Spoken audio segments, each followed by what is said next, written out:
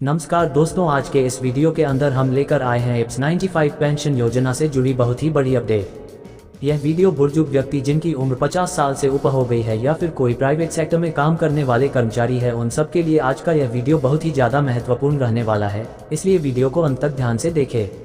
EPFO अब salary की तरह मिलेगी पेंशन, पहली तारीख को नहीं, महीने के अंतिम दिन ही खाते में आ जाएंगे पैसे। पेंशन जमा कराने का पहले नियम महीने की पहली या किसी खास परिस्थिति में 5 तारीख तक निर्धारित थी। अब इसमें सुधार किया गया है। हर महीने के पहले वर्किंग डे को पेंशनर के खाते में बैंकों द्वारा पैसा जमा करा देना होगा। एम्प्लॉय पेंशन स्कीम या एप्स की सुविधा लेने वालों के लिए अच्छी खबर है। अब उन्हें पेंशन के पैसे के लिए महीने की 1-2 तारीख का इंतजार नहीं करना होगा। कर्मचारी भविष्य निधि संगठन EPFO ने उनका काम आसान कर दिया है। अब EPS में पेंशन भी सैलरी की तरह मिलेगी और महीने की आखिरी तारीख को पेंशनर के खाते में जमा कर दी जाएगी। अभी तक यही नियम है कि महीने के पहले वर्किंग डे पर बैंक खाते में पेंशन का पैसा एप्स पेंशन जमा होता है। अब नए नियम के मुताबिक महीने की आखिरी तारीख या अंतिम वर्किंग डे पर खाते में पैसे आ जाएंगे। इससे आगे की जानकारी जानने से पहले अगर आप इस चैनल पर पहली बार आए हैं तो वीडियो को लाइक करें और एप्स EPFO पेंशन योजना से जुड़ी हर बड़ी अपडेट जानने के लिए चैनल को सब्सक्राइब करें। EPFO का पेंशन जारी करने वाले बैंकों के साथ करार होता है। इसी करार के मुताबिक पेंशनर के खाते में पैसे जमा करने की तारीख निर्धारित होती है। इस करार में कहा गया था कि किसी महीने की पेंशन पहले वर्किंग डे पर जमा की जाएगी। किसी अन्य केस में महीने की 5 तारीख के बाद तक इसे विलंब नहीं करना है। इसका अर्थ हुआ कि नियम के मुताबिक महीने की पहली तारीख को पेंशन का पैसा जमा कर देना है, लेकिन छुट्टी आदि के केस में यह काम 5 तारीख के बाद तक नहीं लटकाया जा सकता। देरी की स्थिति में 5 तारीख से पहले पेंशन जमा करा देना होगा, लेकिन अब यह नियम बदलकर महीने की अंतिम तारीख को कर दिया गया है। ऐसा देखा जाता है कि निर्धारित तारीख तक पेंशनर के फंड में पैसा जमा नहीं होने से लाभार्थियों को कई आर्थिक परेशानियां उठानी पड़ती हैं। पेंशन फील्ड ऑफिस के लिए निर्देश पेंशन मिलने में देरी का मुद्दा पेंशन डिवीजन में उठाया गया था और इसे रिजर्व बैंक के दिशा निर्देशों की कसौटी पर परखा गया था।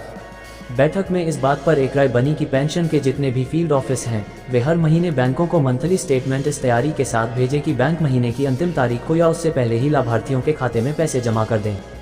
मार्च महीने में देरी हो सकती है और इसका पैसा 1 अप्रैल या उसके बाद जमा कराया जा सकता है। फाइनेंशियल एक्सप्रेस की एक रिपोर्ट बताती है कि EPS 95 के नियम में कहा गया है कि पेंशन का पैसा पेंशन जारी करने वाले बैंक के खाते में 2 दिन से पहले नहीं भेजा जिस तारीख को लाभार्थियों के खाते में पैसे जमा कराए जाने हैं। बैंकों के लिए क्या है नियम? EPFO ने कई पेंशन डिस्बर्सिंग बैंक के साथ करार किया है जो पेंशनर के खातों में पैसे जमा कराते हैं। पेंशन का पैसा जमा कराने के लिए रिजर्व बैंक ने डिस्बर्सिंग बैंक के लिए खास नियम बनाए हैं। रिजर्व बैंक इस बारे में समय समय पर सर्कुलर जारी करता रहता है। इसमें एक नियम यह है कि हर पेंशनर को साल में एक बार जीवन प्रमाण पत्र JPP या डिजिटल लाइफ सर्टिफिकेट DLC जमा कराने की जरूरत होती है। इसी सर्टिफिकेट के आधार पर पेंशन जारी किया जाता है। EPFO ने EPS पेंशनर को जीवन प्रमाण पत्र जमा कराने के लिए कई सुविधाएं दी हैं। नए नियम के मुताबिक अब पेंशनर साल में किसी भी समय जीवन प्रमाण पत्र जमा करा सकते हैं। वे अपनी सुविधा के हिसाब से बैंकों में जीवन प्रमाण पत्र या डिजिटल प्रमाण पत्र जमा करा सकते हैं।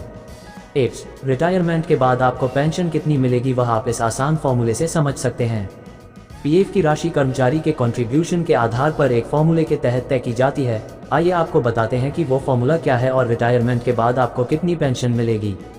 Employ pension scheme private sector में काम करने वाले कर्मचारियों को EPFO कई तरह की सुविधाएं देता है।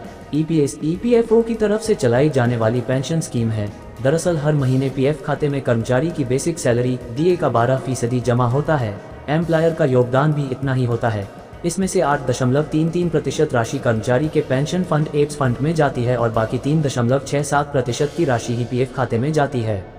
58 साल की उम्र के बाद कर्मचारी को PF खाते में जमा रकम एक मुश्त मिल जाती है, लेकिन उसकी PF की राशि उसके कंट्रीब्यूशन के आधार पर एक फॉर्मूले के तहत तय की जाती है। आइए आपको बताते हैं कि वो फॉर्मूला क्या है और रिटायरमेंट के बाद आपको कितनी पेंशन मिलेगी।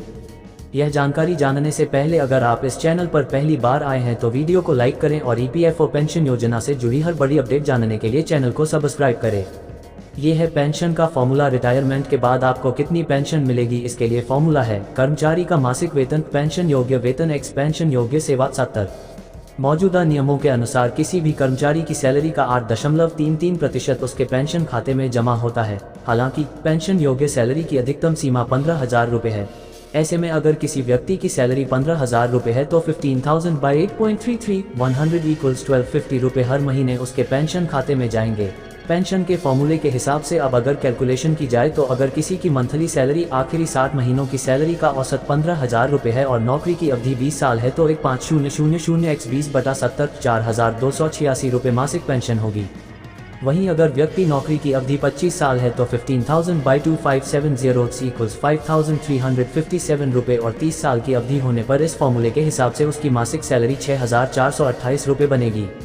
अगर 15,000 की लिमिट हट जाती है और आपकी सैलरी 30,000 है तो आपको फॉर्मूले के हिसाब से जो पेंशन मिलेगी वो ये होगी 30,000x3070 = 12,857। ये है पेंशन के लिए जरूरी शर्तें। उस कर्मचारी को ईपीएफ का सदस्य होना जरूरी, कर्मचारी को कम से कम रेगुलर 10 साल तक नौकरी में रहना जरूरी, 58 साल के होने पर मिलती है पेंशन, 50 साल के बाद और 58 की उम्र से पहले भी पेंशन लेने का विकल्प। पहले पेंशन लेने पर घटी हुई पेंशन मिलेगी। इसके लिए फॉर्म 10D भरना होगा। कर्मचारी की मौत होने पर परिवार को मिलती है पेंशन। सर्विस हिस्ट्री 10 साल से कम है तो उन्हें 58 साल की आयु में पेंशन अमाउंट निकालने का ऑप्शन मिलेगा। तो दोस्तों आज के लिए बस इतना ही। मिलते हैं किसी नए वीडियो के साथ, तब तक जय हिंद, जय भारत, वंदे मातरम।